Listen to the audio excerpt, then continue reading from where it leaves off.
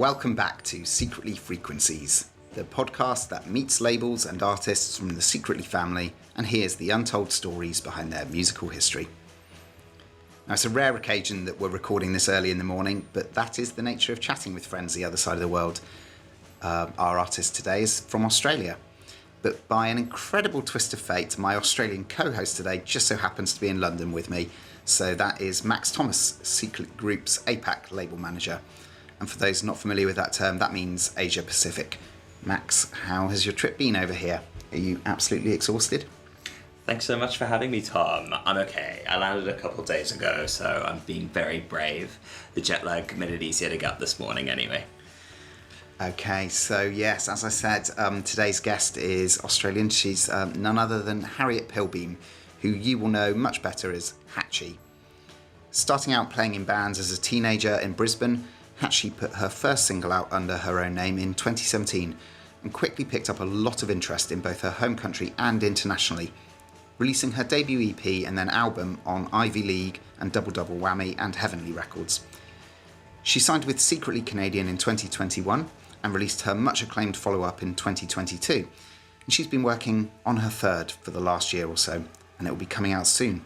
We're really excited to have her on the show today. Hatchie is one of the only Australian artists on Secretly, so I'm really stoked to be here to chat with her today.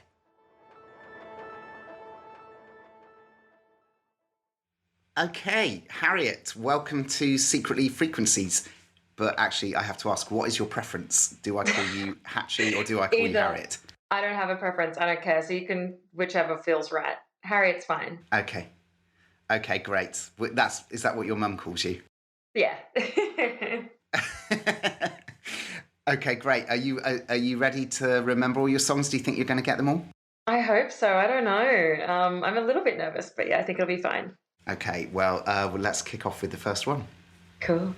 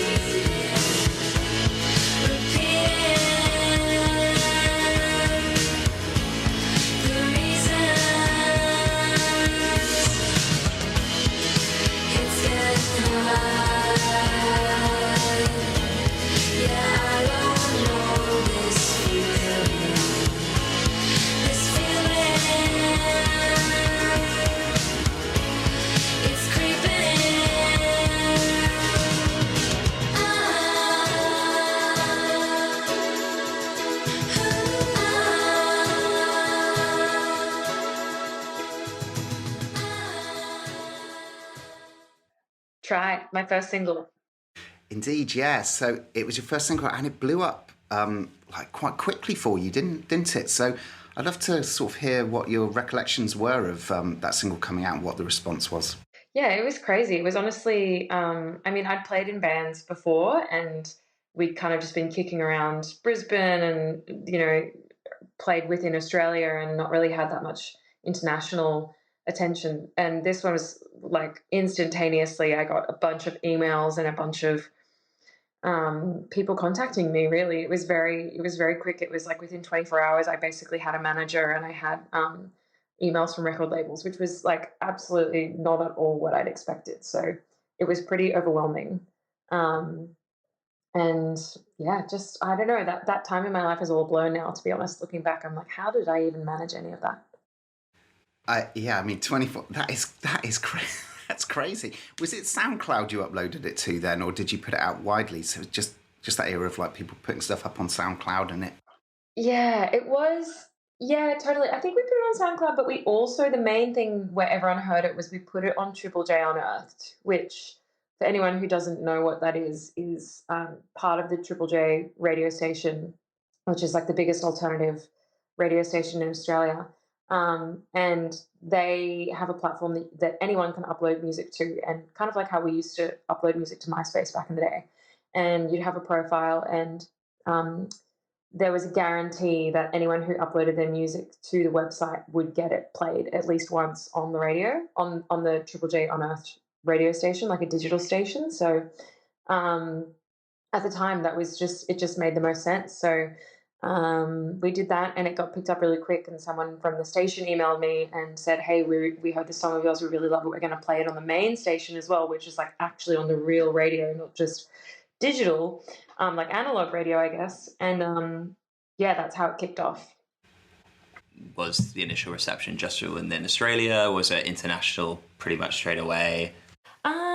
It's hard to remember. I think I was so preoccupied with the fact that we even had any response at all. So I think we did have a few radio stations internationally play it within the first few weeks, but yeah, I think even just getting that attention in Australia meant so much to us at the time that was enough. Yeah, I mean, huge and really, really quick. Were you able to enjoy it, or was it overwhelming?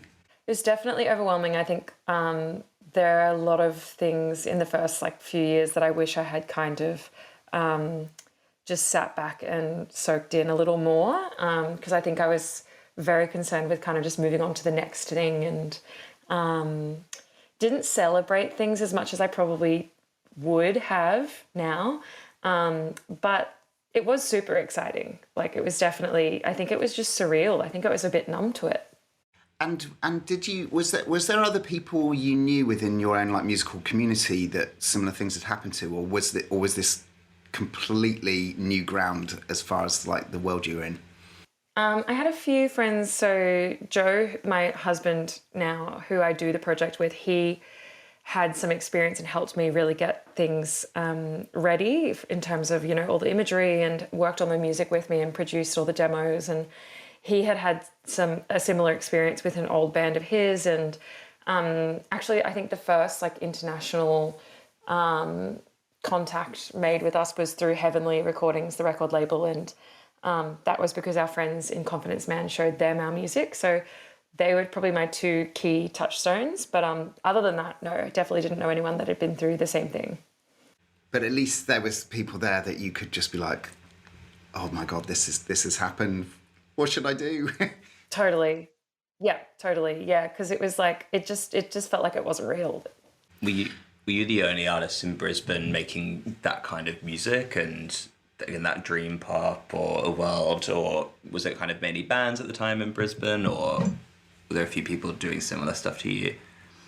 Yeah, there were heaps of indie rock bands, but I didn't really feel like there was anyone who was blending the kind of shoegaze dream pop with pop. And I think for me it felt like I was filling a gap of music that I wanted to hear, and artists that I loved from decades ago. So I don't know, I'm sure there's artists that I didn't know about, but at the time it felt like I was doing something different. And I think that's maybe why it clicked with a lot of people, particularly because there's a lot of shoegaze out there now, but I think at that point in time, the kind of shoegaze dream pop renaissance was just about to kick off. So it was good timing, and especially in Australia. Okay, should we hear another song? Yeah, let's do it.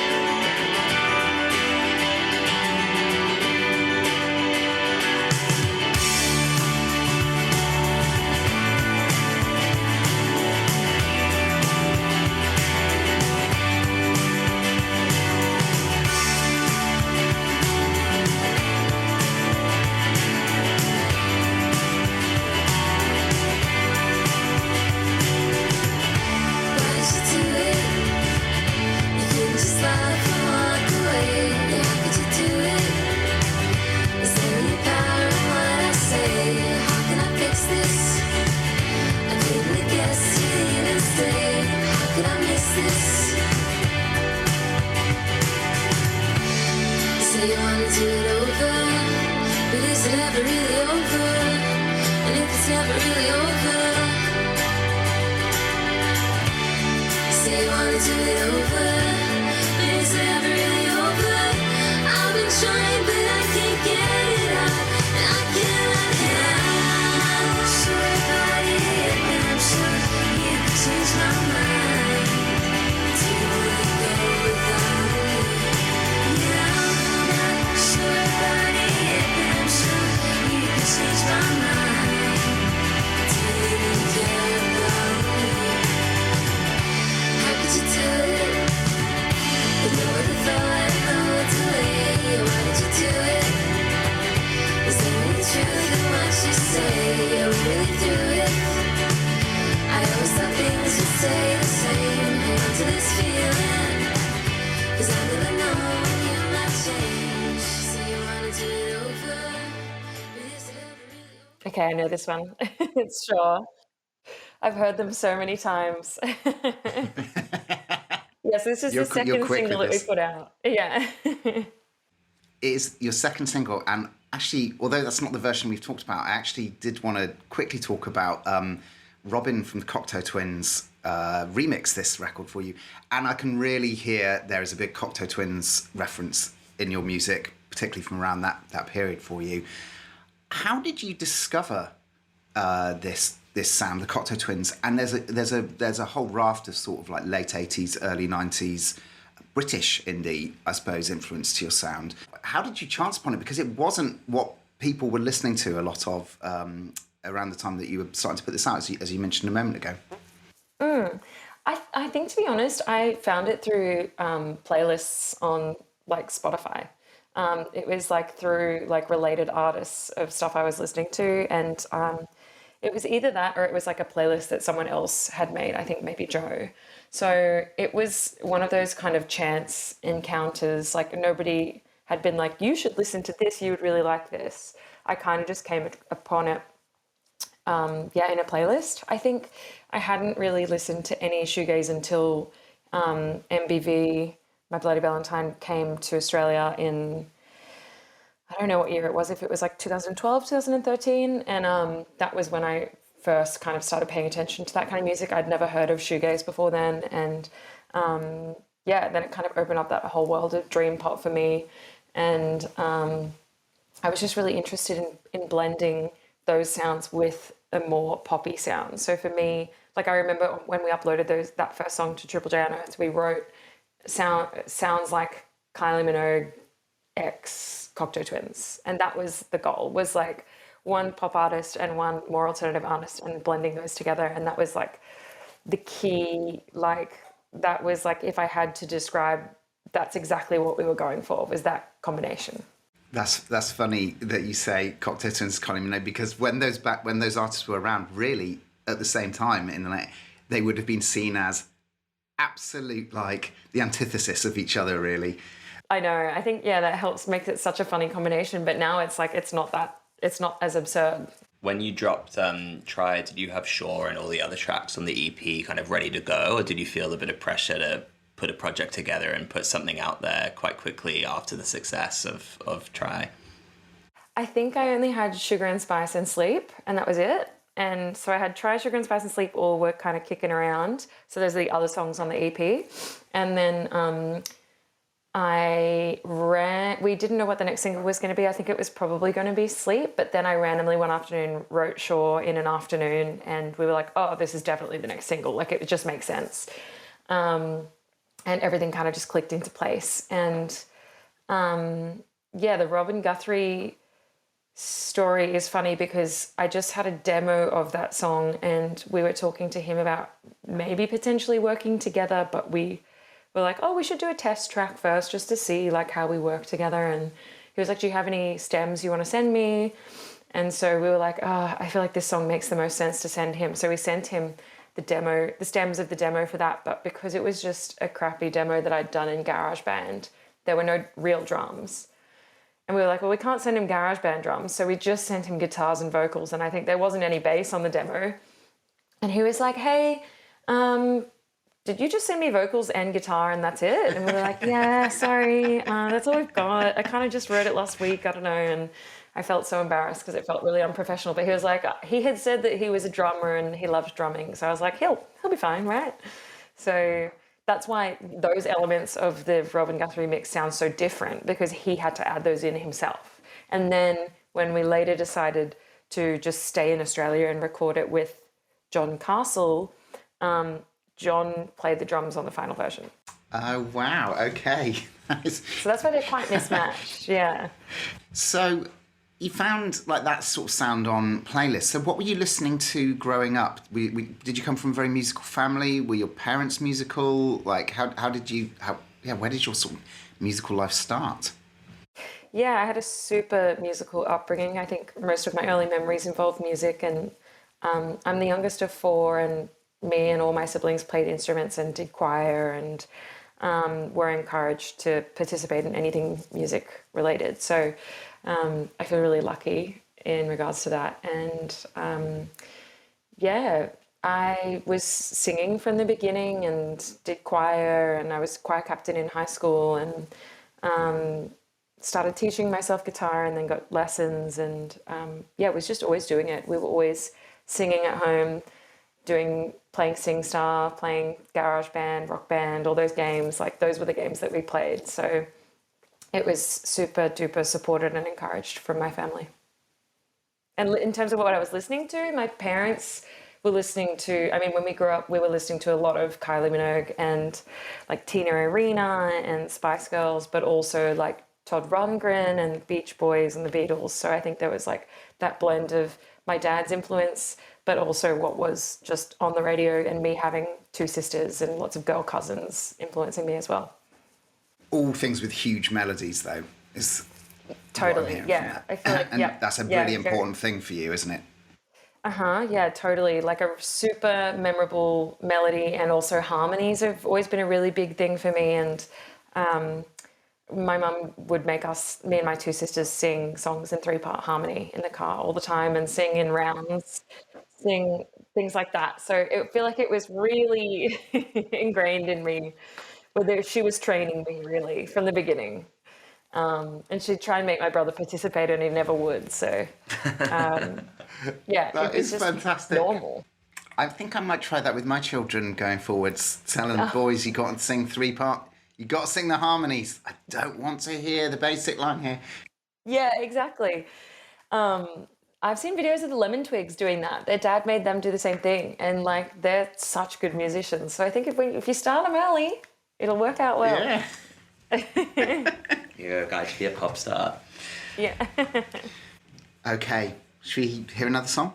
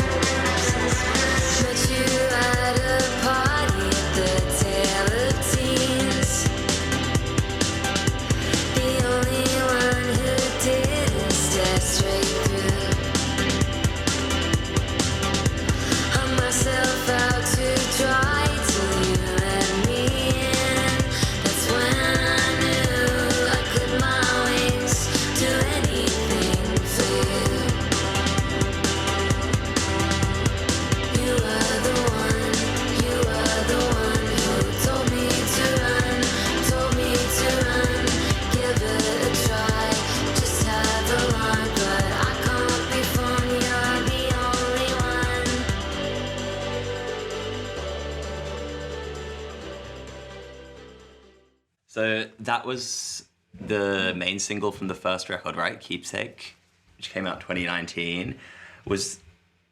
That was your first kind of big release on international labels and stuff, I think. Like, how did that come about? How did you find this kind of international teams and go about releasing a first record? I think everything that happened in those first few years was really just back to back to back. We didn't really have time to think about anything before we did it because we were constantly on tour and constantly like, okay, what's next? What are we going to release next? Need to keep writing demos. So I don't even remember how like some of the initial stuff came about. This is another song that I wrote pretty quickly and was just trying to kind of encapsulate the feeling of the New Order. This was another one that was kind of like New Order crossed with the 1975 in my mind when I was writing the demo. So yeah, I'm happy that it ended up on the album. And yeah, I didn't remember it being like the main single off the album, so that's cool. Maybe that's just my perception, but... No, I think so, yeah. Did you feel a lot of pressure around that first record? Obviously, you'd had the EP, and the songs had gone well, and the EP had gone really well. But that moment that you put a debut album out always feels like a big step up. And did it feel like did you feel fairly free and easy to do it, or was it a time where you felt like the pressure is really on here to make my debut record and it's got to be perfect? Mm-hmm. I think I put a lot of pressure on myself. Like that's where I felt it the most. Like it never felt like anyone else was putting pressure on me for anything to be a certain way or to be like of a certain level. But I think I really pressured myself to, partly just to deliver it really quickly, which is maybe something I would do differently. I think in hindsight, I rushed a lot of things myself. And so I wonder how different things would be if I'd kind of like taken more time to work on this first album. But I mean, it was all just so exciting and it was scary, but I think also because the first EP did quite well and got that attention, it kind of felt like we were already on to the second big release. It didn't feel as much like the debut album as it might have for someone else. But because they were only 1 year apart, right? Yeah, it was so quick. And then, I think having that attention from, from media as well, having all the like articles and the first EP, I don't think the first EP got reviewed by Pitchfork, but one of the first singles got written about by Pitchfork, which was crazy and we weren't expecting. So I think that really set a tone as well, where I was like trying to constantly kind of match my own standard that I'd set for myself. And it was really kind of a lot of stuff in my own head, I think, of putting the pressure on. When was your first, when were your first sort of trips outside of Australia? When did you start touring internationally? Oh, God, I don't know if my memory's strong enough for that. I think the first time was probably going to LA. I think we did a show at the Bootleg Theatre. And then after that, we did a few support tours with bands like Girlpool, and we went to the UK and played with the Vaccines. One of the early ones was we played Pitchfork Festival. Yeah, Pitchfork Festival in New York. That was really cool and really scary. Those were some of the first trips. And then we kind of just did basically 2 straight years of lots and lots of touring. So it's hard. It's all kind of blurred into one big lump now. But yeah, we spent mostly time in America at that point. And was that your first? And was that your first trip to America? Was that the first time you'd left Australia, or had you travelled internationally as a kid? Yeah, I'd been to America before, but I hadn't been to like obviously a lot of the cities that we went to. I'd been to LA and New York briefly on trips, but never for shows, never for touring. Always just for holidays. So it was a completely different experience. And yeah, I mean, we did like South by Southwest and Great Escape in that first period as well. So it was all happening. Very, very scary.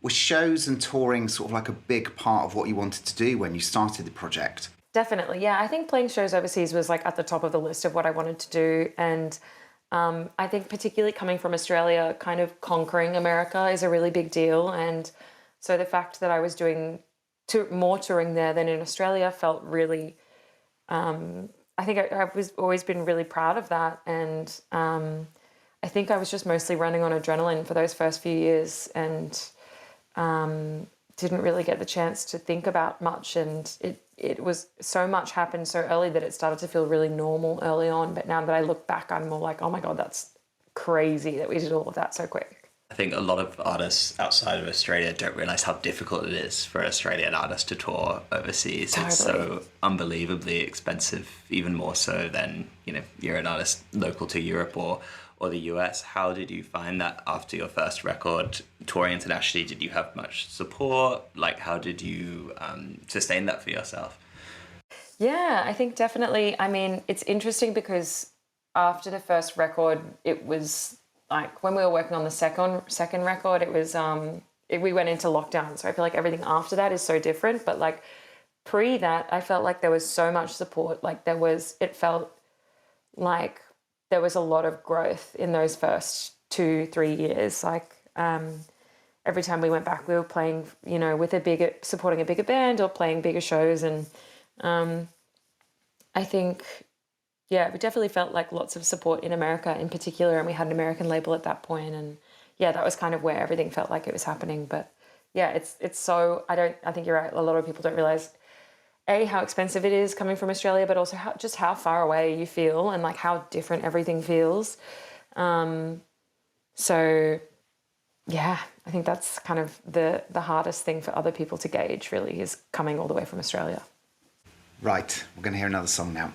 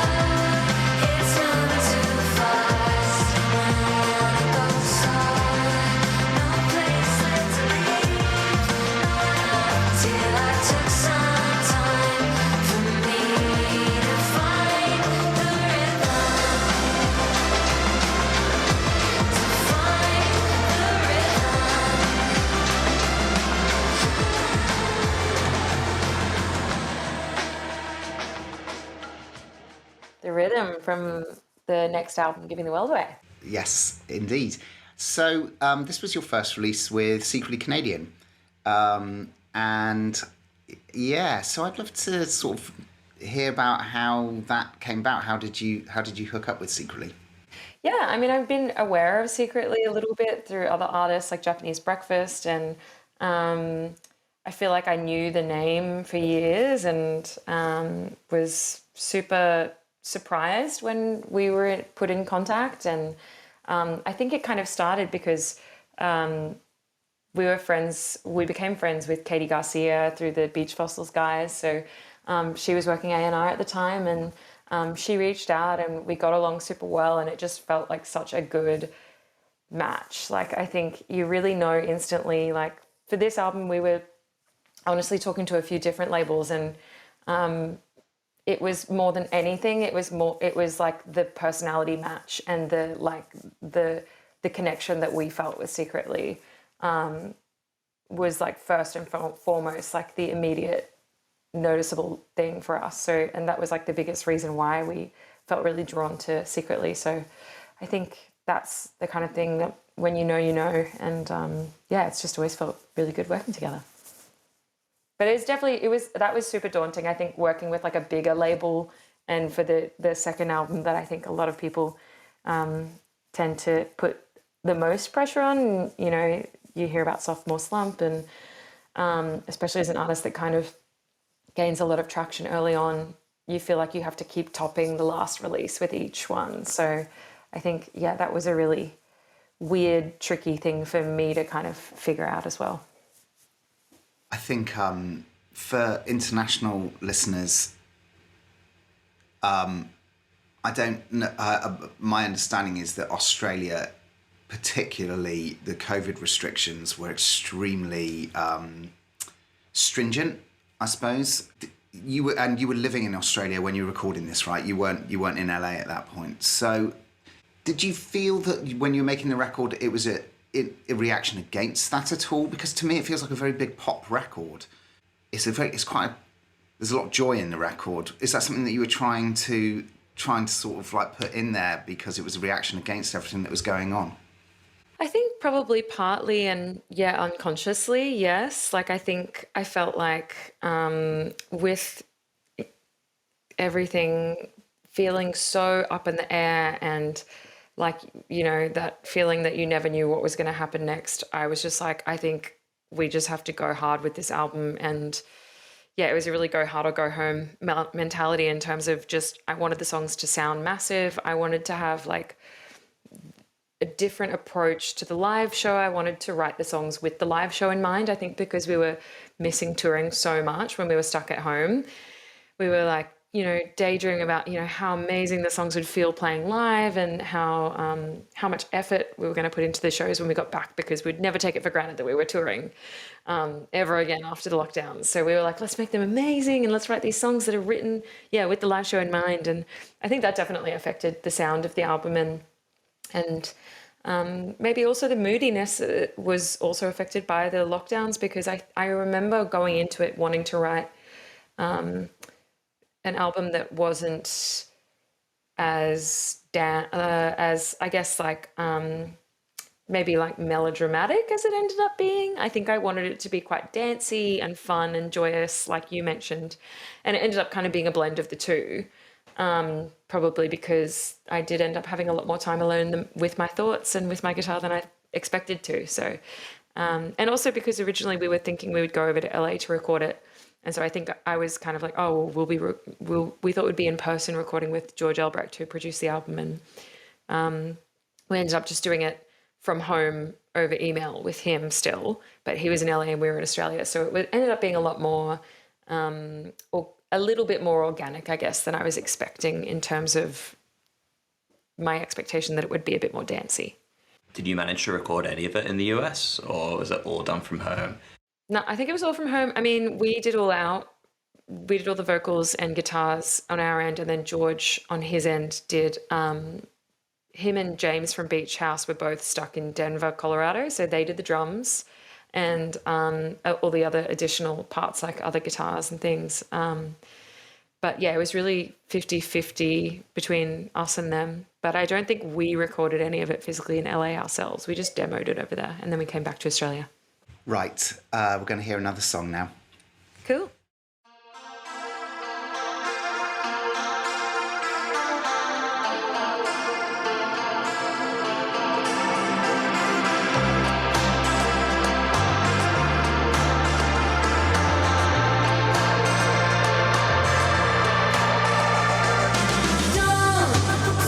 To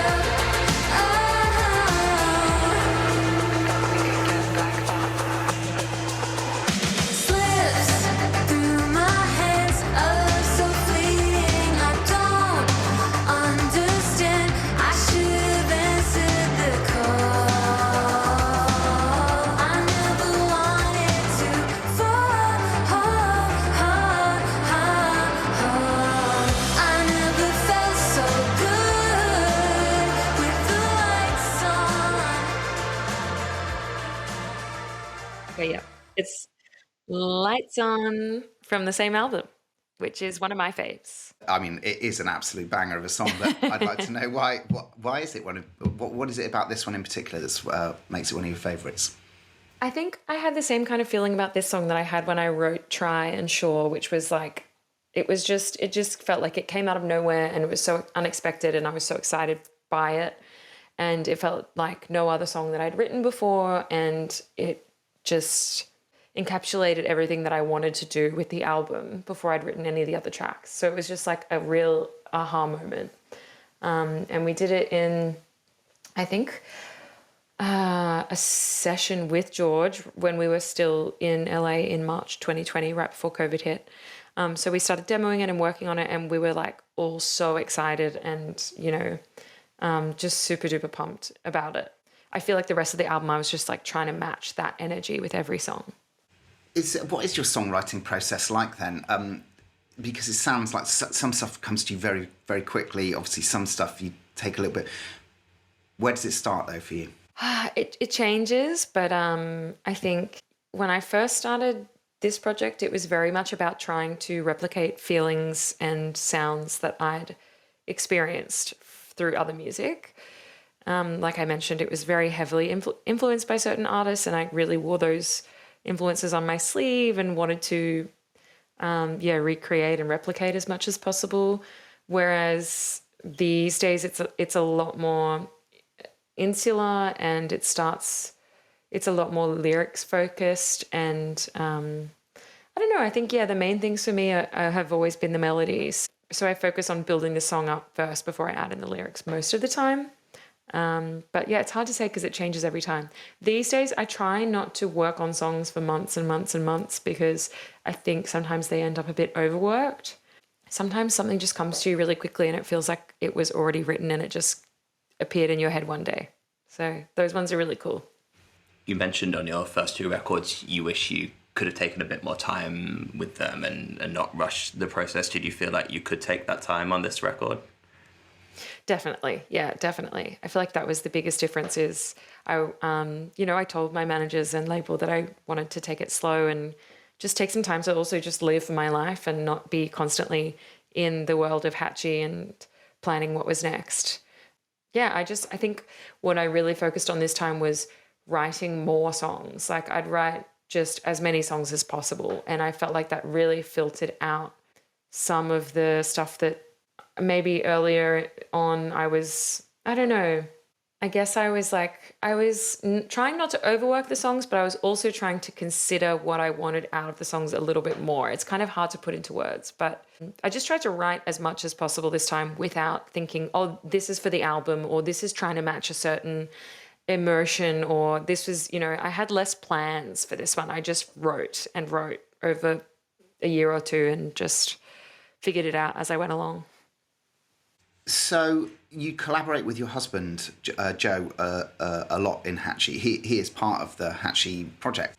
Is he involved with the writing process on songs from does the initial ideas start just with you and then do you take them to him, or how does that sort of relationship musically function for you? It depends, but I would say most of the time it starts with either us working on a song together or me starting a song and then bringing it to him.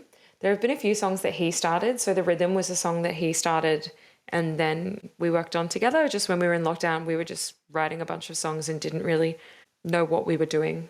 Same with Till We Ran Out of Air on that album as well. That was a Joe song that he brought to me to help him finish, and then we were like, this should be a Hatchie song. But a lot of the time it's just, it's a song that I've worked on and then he's helped me produce it and flesh it out, and sometimes it'll be that, I'm stuck on writing a bridge and he helps with that. But yeah, I mean, we've been together for over 10 years now, so I think we can basically just read each other's minds at this point. So we work really well together, and it's been a long journey to get to this point, but now we are super aligned.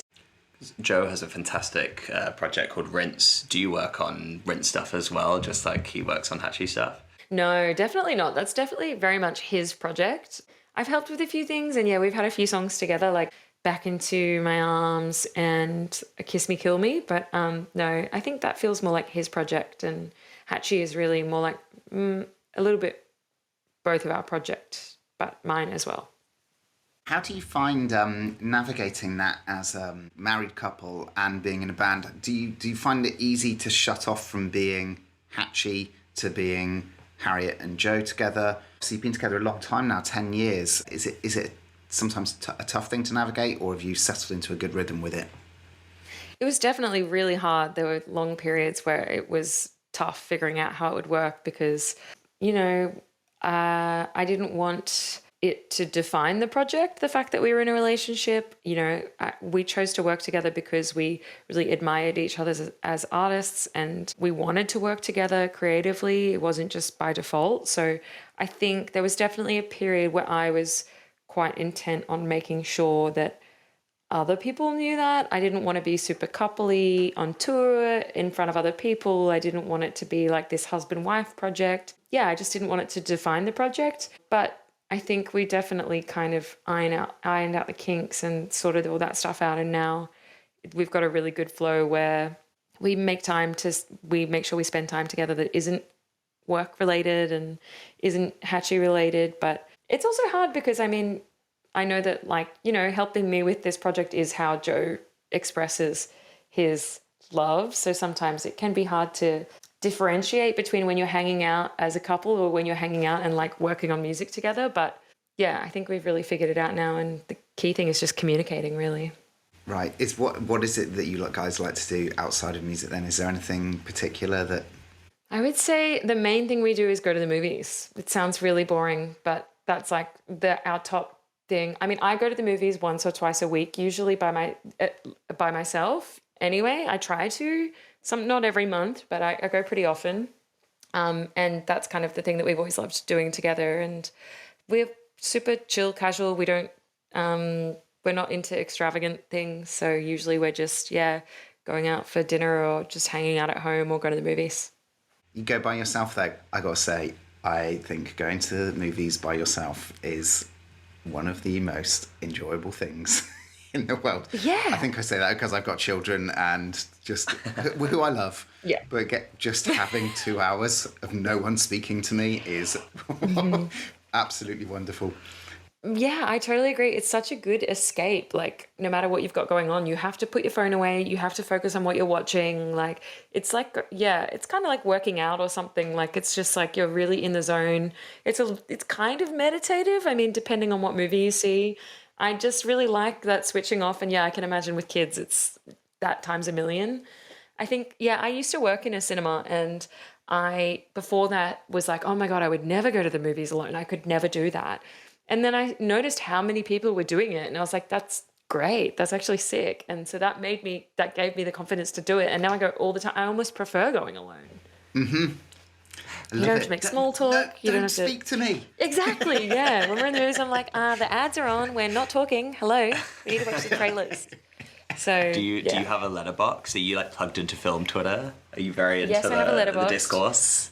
Definitely. I have a Letterboxd. Yeah, I don't write reviews very often, if ever, but I do give star ratings for stuff. I love it. Okay, what's your highest Letterboxd rated film? What's your lowest? Oh my God. Well, look, I'm pretty generous. If there's a movie that's technically terrible, but I had a good time, I'll give it 5 stars. So something it's very subjective. I'm not objective most of the time. I'm you know what? That made me laugh, even if it was because it was really bad. So for example, Jack and Jill, the Adam Sandler movie where he plays the boy and girl twin, that's a 5-star for me. That was because that's the hardest I've ever laughed at how fucking ridiculous something could be. That was in my Letterboxd top 4 for a while, and then I took it out because, I don't know, I got a bit embarrassed. But that's, and I remember Joe was like, that's the least I've ever seen you look at your phone during a movie when I watched it most recently. So, he can attest, that's a banger for me. Adam Sandler's captivating. What can he say? Okay, should we hear another song? Let's do it.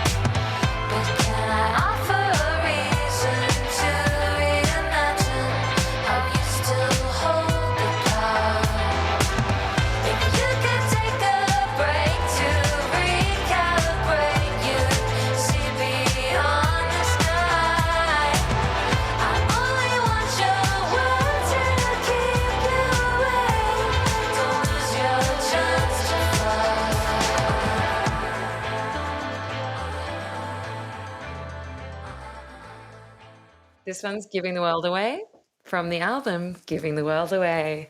So yeah, the title track of the album, which is one of the dancier ones. I think this is what I had in mind kind of for when I said I wanted them to be a little more dancey. I mean, obviously it's very slow paced, but it just had that kind of mood shift that I was looking for.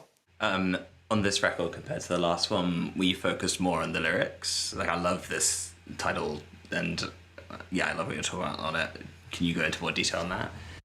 Yeah, totally. I think I was a little more conceptual. I was pretty focused on it just not being an album full of love songs, because I think in a way, upon reflection, I was pretty intent on proving that I could do more than just write love songs. At the time, I didn't want to back myself into a corner of constantly writing about love and heartbreak. So I was trying to broaden my horizons in that respect. And so I guess then I just ended up writing a lot more about inner turmoil unrelated to love. So that's how it ended up being a much darker album than I meant for it to. Is it something that you enjoy doing, the lyric writing process? I know for some people that can be sometimes the most torturous part of writing a song, because it is a big part of what people sort of attach themselves to within a song. Do you allow yourself to just sort of like be free and just let whatever spill out, or do you really obsess over them and make sure every line and every word is placed and picked perfectly? So I used to kind of just write whatever was flowing, what I felt like at the time. I didn't put much thought and effort into it. And then I ended up regretting that when I listened back. So as more time has gone on, I've put more and more effort into the lyrics. But I'm much more of a melody-based person. So when I listen to other people's music, I notice the melodies and the sonics first, and then I notice the lyrics. So that's just how my brain works. Yeah, when I'm writing, I always think of the melodies first, and then I kind of fill in the lyrics. And yeah, these days I put a lot more time and effort and thought into it, and I kind of work on the lyrics more to, word by word. I'll draft lyrics, and then I'll leave them and not look at them for a month, and then I'll come back and I'll edit them, and I'll do what I think works better for the song, and I'll really think about it a lot more. For the first EP and album, I was just spitting out whatever I thought of. So I don't know if people can notice the difference, but hopefully. I do think sometimes going with what first comes to your head can be the best idea. For certain songs, you really can't overwork them or overthink them, and you've just got to go with what you're feeling in the moment. Should we hear another song? Sounds good. Let's do it.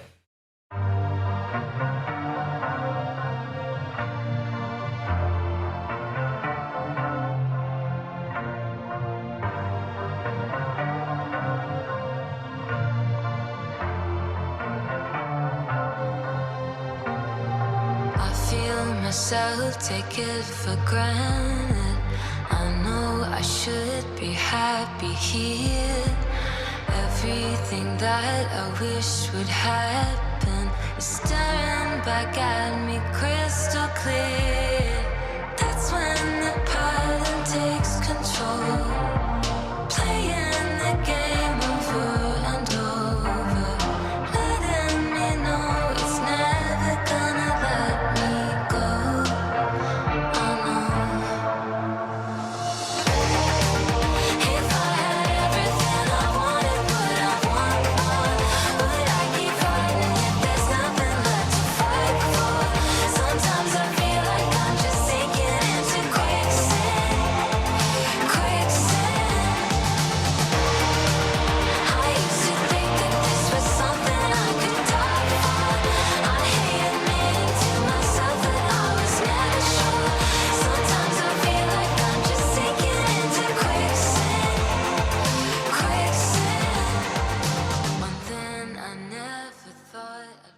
Okay, yeah, Quicksand. This is the big track off the album. The big pop banger. Because this song is such a departure for you compared to your previous records. Were you kind of nervous to put it out? Were you nervous to see how your fans would react? Yeah, 100%. I was extremely nervous and tried to actually pull the plug on this song multiple times. Like, I fully sent emails saying, I don't want to put this song out. Please, I don't want to put the song out. I've changed my mind. And so, yeah, that was definitely probably the scariest moment ever. which, I mean, I had my reasons to have my reservations. I was concerned that fans of my older music would reject it and not like it and think that I guess, quote unquote, sold out, for lack of a better term. And, you know, I think I was definitely kind of blowing all of those things out of proportion. And they were really mostly things that I just kind of made up in my head. But I was just really wary of my current fans not liking it, I think was the main thing. And the fact that it was super duper pop was really scary. Like, I remember being like, do I have to dance in the video? I don't know what to do in the video when it sounds like this. I didn't know how to perform it. It's still really scary to perform because I don't know. I never know if I'm matching the energy of the song physically. So it's still a scary song for me, but I think it was a really important moment for me to face that fear, I guess, and just swallow it and just move forward with it and commit. I'm surprised you were so nervous because I feel like you have a very supportive fan base. They're very online, very meme literate, and I'm sure when this came out, they were supportive. Totally. Nobody, I didn't see a single mean comment. Like, I don't know why I thought that would happen, but yeah, I've only ever had really great experiences with my fans. You're right. So I'm like, now in hindsight, I'm like, what the hell? I think it was more of an artistic thing, I guess. I don't really know. I was just too stuck in my own head. I think it was, you know, with lockdowns and everything, again, it was like middle of that whole phase. Because this one, actually, we released it when the album wasn't out yet. So, oh no, we were going to release it a lot earlier. And I think I said, can we hold off? And that did happen. We held off on it. And then it ended up on the album. And I was like, I don't know. But I guess... I think it was the lead single when you announced the album. Mm-hmm. But maybe you'd put out Disenchanted just before. Yeah, it just ended up being a very important, pivotal touchstone moment. And now I see a lot of people saying that was how they discovered Hatchie. So it was obviously a great idea. You touched on the video, which I love. You really channel that main pop girl energy. Like, was that done with Joe as well? That was actually the one video that Joe hasn't fully directed. So we got, we did it in LA, and our friend Nathan Castile did it. And he's a really great director and producer and always works with really amazing visuals. So we just wanted to try something different and felt like we should put 110% of our energy behind it and kind of go for gold.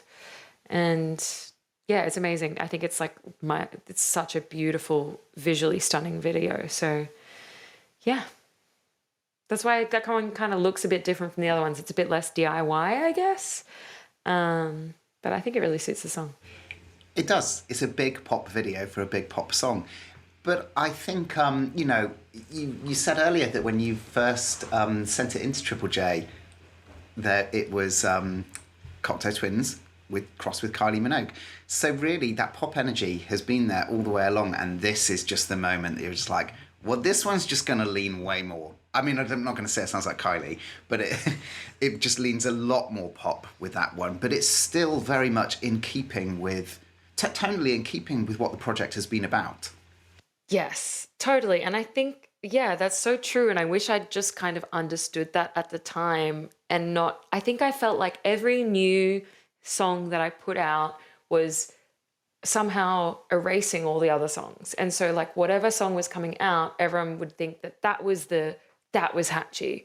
When actually, you know, it's not necessarily this timeline where every new thing replaces the last one. Like, that's insane. Obviously, everything's working together, and people have favorite songs and they have songs that they don't really listen to, and it all works together in like a really expansive landscape. But at the time, I was really seeing my releases as like chronological in a timeline. And I think that's where the issue was. I had to really reshape how I thought about releases. And now I see every new release as just fleshing out the world rather than, you know, what's next. That makes so much sense. That for you it is. I mean, for you as an artist, it is. Of course, it is linear. There is a chronological element to it. But for most listeners, well, obviously there'll be fans who are just the next new music, they're clicking on it the day it comes out, whatever. But for most people, they are discovering it, especially the way music is discovered now. Your music is going to be discovered in 5 years' time, 10 years' time, 20 years' time, and people will just be clicking on or picking up whichever one comes to hand at the time. They could be choosing something from the middle of your career, from day one. That's a very interesting thing to think about as an artist, that you think that everyone's intro is try, but it's probably not many people's intro to your music at all. I know. Yeah, it's funny because when we've been talking about which songs to play in the live set, this has come up because every album or every tour we rethink which songs we're going to play live. And so with this one, I was like, we've always played Try because it was the first single, and in my head, like you said, it feels like that's how everyone discovered me. But yeah, in actuality, a lot of people discovered Hatchie through songs like the most recent songs. People are still discovering Hatchie through songs that came out way later, so we don't necessarily need to include it in the set. So yeah, it's really interesting how completely different your perspective can be. Yeah, and thinking even like a lot of the influences for you when you start off, and we talked about Cocktail Twins, MBV. These are catalogues that came out 25, 30, 35 years ago. And people are discovering them now. It's a really interesting thing to think about as an artist. About you're not just in the moment. It's the legacy of it, really. Is there any catalogues in particular, any artists whose catalogues that you admire in particular, who you think, wow, that is just like so consistent and so varied, or whatever it might be? Is there anyone that you look to as a sort of like flagship for that? I'm not sure. I think Beach House is a really good example of that for me. I think with every album they've released, it's been it's been different and it's been better in some way than actually not even necessarily better. I think all of their albums are great, but yeah, I think they've all kind of filled a different gap in that Beach House world. And I think Charlie XCX is another really good example of that as well. I think all of her albums have been so different, but they're all so clearly her. And it's been so fascinating watching her from True Romance to Sucker to Pop 2 to the self-titled album all the way through till now, like watching her like just build a world really slowly, and she has been really consistent. So I think there's always examples in the alternative world and the pop world that I'm going to be looking to. And whose catalogue would you give 1 star to on Letterboxd? I would never. We can talk about that after the recording's done. Yeah. You're gonna get Hatchie cancelled. Yeah, seriously, don't. I don't know. LMFAO, that's my answer. The band LMFAO. Okay. That's a 1-star catalogue. That's that support. That's that support slot gone. Oh, damn it. Well, listen. For the last time that anyone's ever going to hear you, let's listen to one more song.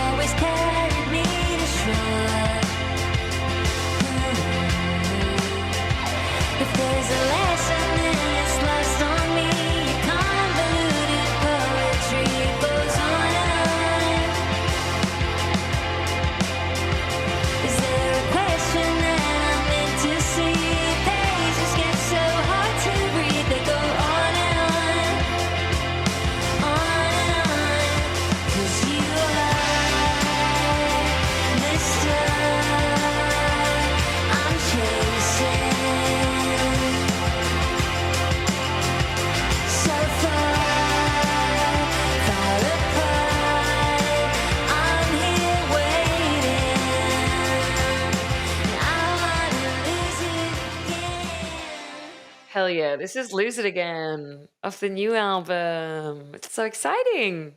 This is the only track off this new album that was done as a co-writing session. I'm just trying to think if that's right. I think so. I think it's the only one that was written by someone other than Joe and myself. This one we wrote with one of our dear friends, Jeremy McLennan. We met him years ago, actually at that first LA show that we played at Bootleg Theatre. His band Orkin supported us, and we loved his music and actually listened to his music on SoundCloud at the time. And we became really close friends. We always stay with them when we're in America. And we were at their place in New York, and I kind of started writing for the album, but wasn't really sure what I was doing. And we were he'd been wanting to do a writing session for a while, and we kept trying to make it happen, and it finally did. And yeah, me, Joe, and Jeremy wrote this song in a day, and it really hasn't changed much from that original demo. It's mostly the same lyrics, it's the same structure, it's a lot of the same, it's all the same melodies and chord structure. So big ups to Jeremy, because this is a massive moment on the album, and I don't think the album would be the same without it at all. So super stoked. And I should say we're recording this a few months before the album's even been announced, so it must feel like pretty abstract at this point. Yeah, totally. Very scary, but exciting. Weird to be talking about new songs. I know, it feels naughty. Yeah. It feels like we're revealing a secret, even though no one else is here right now. So you have described this as a Gallagher moment on the record, and that you looked up the BPM of an Oasis song and matched it. I'd like to know a little bit more. What did you mean by calling it a Gallagher moment? Well, Joe started calling it that after we wrote it. When we were talking about whether or not it fit on the album, he was like, I think it's cool. Have your Gallagher moment. I think it really changes the tone, and it broadens the landscape a little in a great way. And so that was when we were kind of in the process of just having the demo under our belts. And then when we went to record the full album, all the instruments in LA with Melina from Jason, we were just kind of laughing about that and how it really, did sound like it could fit in like an Oasis cover band or something. And then I kind of jokingly, we were like, yeah, it kind of is, it's even the same kind of pace as, I think it was Champagne Supernova, I can't remember. And I was like, I wonder if it's the exact same BPM. It sounds like it might even be. And it was only a few off. It was like 5 off. So we were like, fuck it, let's make it the exact same BPM just so it really matches the vibe. And so, yeah, we did that. And I think it was even like a weird BPM. It's not even like, it doesn't end in a 0 or a 5. It ends in like a 3 or a 7 or something. So then we were just like, wow, they must have been so particular about how fast or slow this song was. And so we just thought it would be a good omen and a good little Easter egg to do that. And it's just a fun little element of the song that made it what it is. I love the lyric and the chorus. You are the star I'm chasing. It's so earnest and like hard on the sleeve. Is that kind of a theme for the new record? Yeah, I mean, it's funny that you mentioned that, because that was one lyric that we really tried to think of a different lyric for, because we originally had. We were trying a bunch of different ideas, and we were just throwing ideas out there. And one of them was, you're a spark and I'm paper. And it was meant to be like, this person's making you feel really crap and is really bringing you down, and they're not good for you. And then I think Jeremy suggested instead, you're the star I'm chasing. And I was like, no, that kind of sounds a bit like, like earnest, like you said. It sounds a little more like hopeful than I wanted this song to be. I thought the song was going in a much more depressing direction, to be honest. And so then we were like, I don't know, that's a bit too, is it too cheesy? And then we ended up settling on it, and it made the most sense. It was the most catchy and memorable. And I do think that suits the rest of the album a bit more, because I don't think this album is as heavy or dark as the previous one. So I think it's nice to have that lightness and that hope still. Right. Another song.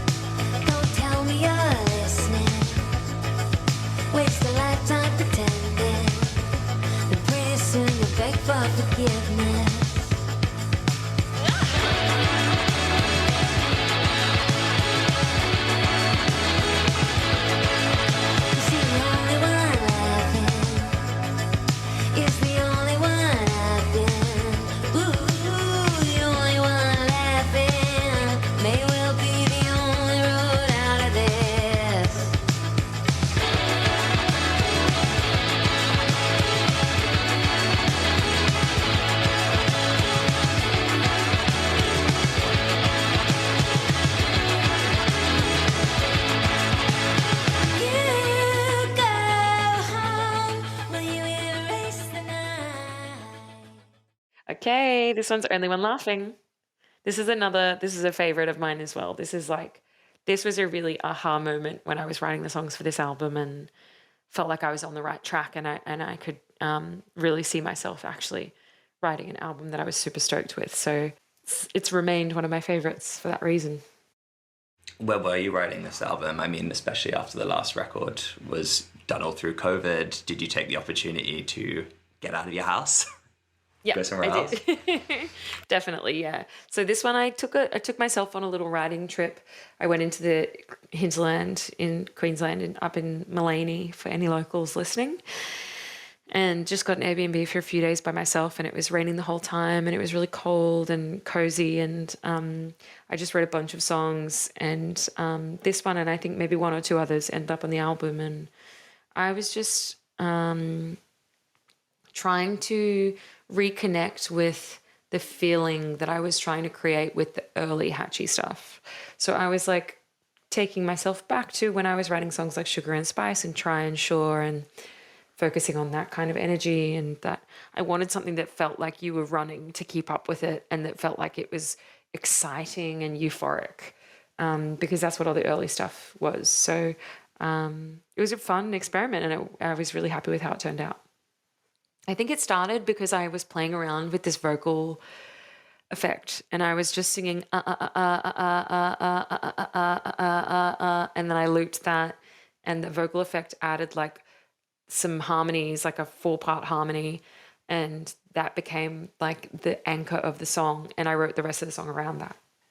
Was the approach to this album, because I know we spoke about you recorded the last album at home, but then you did go and tour and you went to the US, and I think you spent some time in LA as well.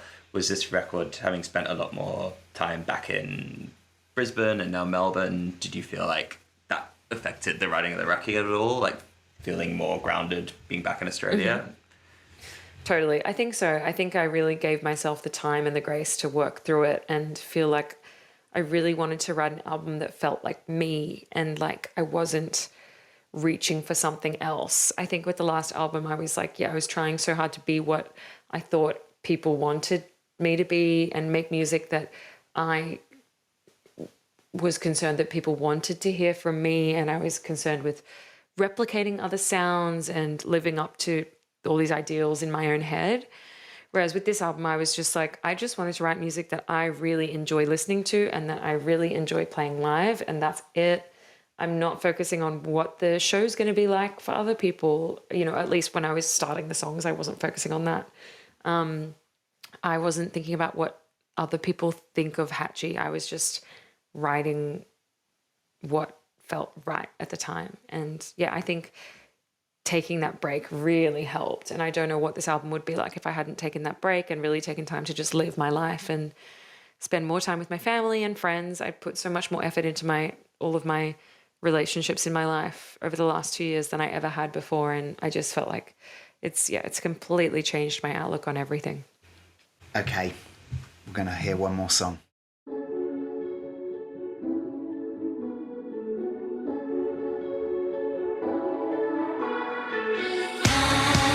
Just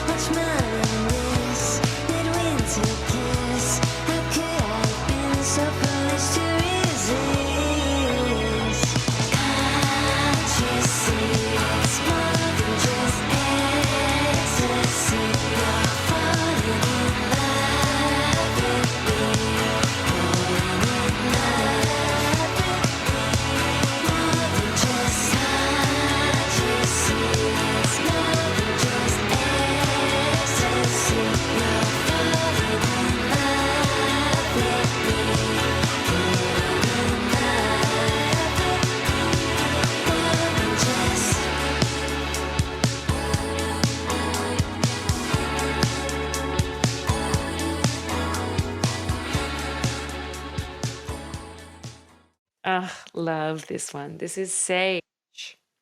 This is one, I guess, that where the name of the song isn't a lyric. This is just because I was burning sage incense when I wrote the song, and I didn't know what to call the file. And I went to save the file, and I was like, I'm not going to call it Can't You See? I don't know, I couldn't figure out what lyric to name it. So I just looked over and named it Sage. So that's why this song's called Sage. And I almost called the album Sage as well. What is that because you felt the song? Obviously, you just said you love this one in particular. So is that what was? Obviously, it's not called Sage, but was that why you were thinking that, or was there something about this song in particular, or lyrics from this song that you think encapsulate the vibe of the whole record? No, to be honest, I think I just really liked the word sage. I think I wanted the album title to be one word. I'm not gonna lie. I think I just wanted the album title to be something really simple, a little bit abstract. And sage it just felt like a nice word. Yeah, that's quite chic. It not being a lyric. Thank you. I thought so too. Yeah. Then why did you land on Liquorice as the name of the album? I think for similar reasons, except Liquorice has a little more meaning behind it. I mean, the lyric of Liquorice came from a line where I was singing about a licorice kiss. And I like that, it's a little bit sweet, it's a little bit salty. It kind of reminds me of back the Sugar and Spice name again. I think this album has been a real homecoming for me in a lot of ways. And again, I just was thinking back to those early days and the early concepts that were really driving this project. So that's part of it. I think I liked, it's a little bit abstract, but it also is just like a nice word to say. It's interesting you say this record's a homecoming because on album announce day, you are going to be playing in Brisbane at Big Sound, which for international listeners is like the Great Escape or South by Southwest of Australia. And you've played it before, right? Yeah, totally. That's so true. I hadn't thought about that. It's a really nice moment and it's going to be a really nice memory, I think, to be playing it on that day. Is Australia going to be, we just spoke about recording it here, but is Australia going to be a more important part of this record and the cycle, and you're going to be playing shows towards the end of this year, is that right? Yeah, I mean, I hope so. I love Australia and I love playing shows here. So it was, like I said, it was a real surprise to us that America ended up being so receptive to the early stuff. So I hope that I am, playing more shows here because I love it. And it's, it's really great playing to family and friends. It feels different. It's actually a little scarier in some ways, but also feels a bit safer in other ways, playing to crowds of familiar faces. So I would love to explore that more. I'd love to play more regional shows in Australia as well. So hopefully that's an opportunity that we can take hold of as well.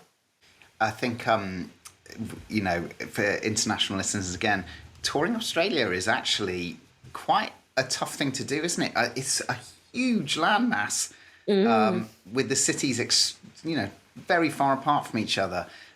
So is that something you've not done a lot of then, regional shows? It's actually quite hard to do it, isn't it? You have to really put a lot of work into making sure the routing works for that. Yeah, the cities are a lot further apart in Australia than in America or the UK or Europe. So, which are the other main places that I've toured. So I don't know what it's like in other continents and countries, but it's a lot harder to drive in between shows here. It's a lot more. It ends up being the same price as flying because you end up spending a lot on petrol and there aren't as many stops along the way, and also it takes so long. I mean, obviously, between Brisbane, Sydney and Melbourne, it's like a 12-hour drive each, basically. So it's just harder. And I mean, obviously there are plenty of towns along the way and smaller cities, but the population isn't as high. So there's not as many opportunities to play in those places, and there's not as many venues as well. But I think there seems to be more and more happening with regional shows in Australia. So I'd love to see it become more of a thing. So I just want to come back a little bit because we asked about the title, but straight away you said this is one of my absolute favourites, this song. Mm-hmm. What is it about this song, Sage, in particular, that really hits the mark for you? I don't know. I think maybe it's just really I like that it strikes that balance between being really sweet and a little bit melancholic as well. I like that it's got that kind of 60s influence. I was listening to a lot of the Ronettes, and that kind of came into play with the drums in the bridge. And I was really excited when I wrote this song. It is a drum beat that I hadn't worked with before, and I actually started with the drums on this one. So it just felt very fresh and new and exciting when I wrote it, and it still feels that way to me. Okay, I have a question for you. Have you Yes. ever eaten licorice ice cream? No, but someone else asked me this the other day, and I really want to try it. I had some just last week. What? And Tell me everything. It was grey. When you have it put in the cone, it is a grey ice cream, I've which heard. doesn't look particularly appetising. Yeah, it's a bit like cement. Yes, but I can't go back from it now. It will be the only thing that I will ever ask for. It is mind-blowingly good, and licorice. Is that a particularly important flavour for you? Because it is for me now. It is now. I foresee a lot of people bringing me licorice at the merch desk after this. I reckon that's going to start to be a thing. I do love licorice. Growing up, my mum loved licorice all sorts in particular. And yeah, I don't know. I think it really didn't, the name didn't come about because I loved licorice though. I like it, but it's not why I named it that. But I've never tried salted licorice, and I really want to. That's just reminding me. Oh, it's so good. Also, they beat that in Scandinavia a lot. Yeah, Yes, and I was yes. sent some. It is absolutely fantastic. Yeah. Yum. And I also want to know, with the ice cream, I love licorice tea. That's another thing that's been a big part of my life Yes. over the last few years. Is it like that kind of taste? Yeah. Is it that like rounded? Yeah. Yeah, very herbal? much so. But it is. So they've got the strong flavour of the licorice, but when you have it mixed with that really creamy flavour, it sort of takes the slightly bitter part of it away. But you really strong flavour still. I can't recommend it enough. Clearly, yeah. I have been thinking. I had it a week ago, and I have been thinking about it like multiple times a day ever since, and thinking, how can I get more of it? Because it was only sold in this. I've only ever seen it in this one shop. But it's interesting that someone else mentioned it to you the other day. I'm trying to proliferate the idea of it so that more shops and let's brands send it start out. making. Yeah, the brainwaves, Normalised licorice ice please. cream. I see a Yes, marketing that's what I'm idea. saying. We're going to have a little chat out secretly. Licorice flavour ice cream for this record.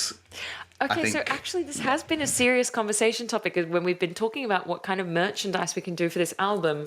I was like, I wonder if we could start selling licorice, but I also don't know if you can sell something that can be consumed as merchandise, if that's a little tricky, risky, I don't know, but I would love to delve into that world. We'll look into it. Thank you so much. I thought so. I hoped so, yeah. Thank you so much for joining us today on this podcast. It's been such a fun conversation, and I've loved hearing about all the stuff from throughout your career. We ask this question every episode, but because we talked about it a little bit, particularly in the middle, I always like to ask, what's the song that you would choose for brand new listeners? And obviously, we did talk about this during the chat. What would be that one song that you would love people to start with?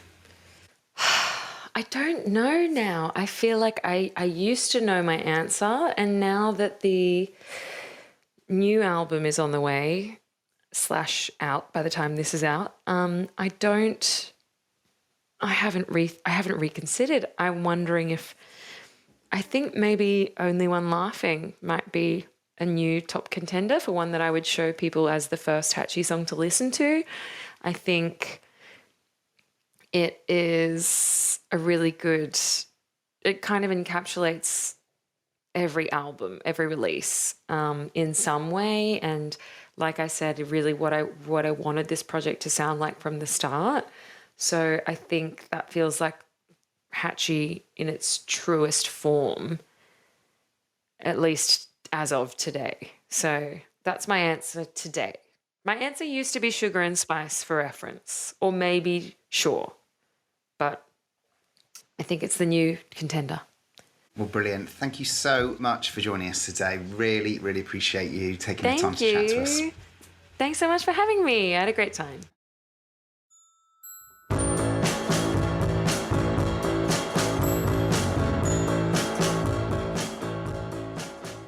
You have been listening to Secretly Frequencies. I'm Tom Davies, and my co-host was Max Thomas. Our guest this time was Harriette Pilbeam, or as you know her, Hatchie. You can hear all the songs from today's episode on our playlists via the link in the show notes. And do check back in the Secretly Frequencies archive for shows with Ghostly International, Jag Jaguar, Numero Group, Sharon Van Etten, Unknown Mortal Orchestra, and so many more. Thanks so much for having me. The Secretly Society podcast is an original production of the Secretly Group. The project manager for the Secretly Society podcast is Coco Sigala. Robbie Morris is the creative director. Look out for more from the Secretly Society wherever you get your podcasts.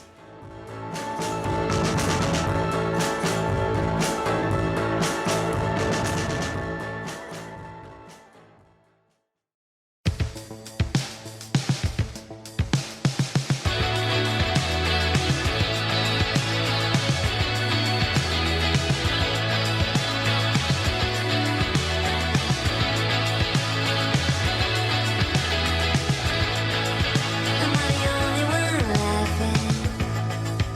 Don't tell me you're listening. Waste a lifetime pretending. Then pretty soon you beg for forgiveness.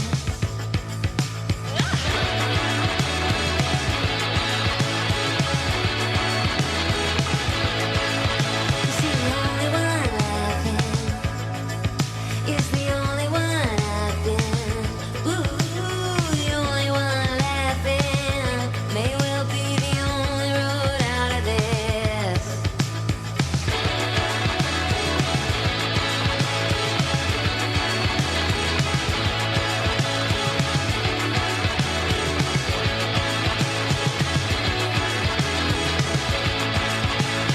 You go home, will you erase the night? When you go home, do you chase the night?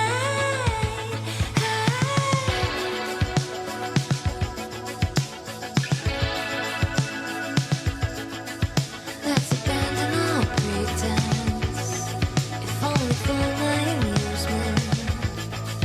Would it make any difference when we spend all our lives reminiscing?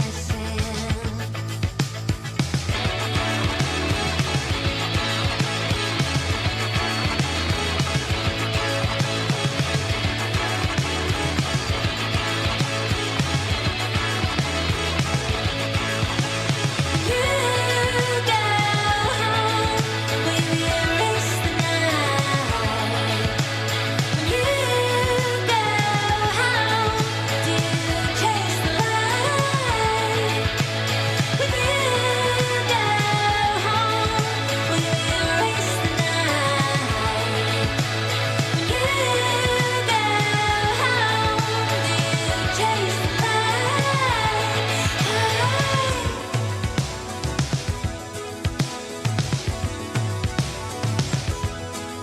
So do I give in to this hotel till I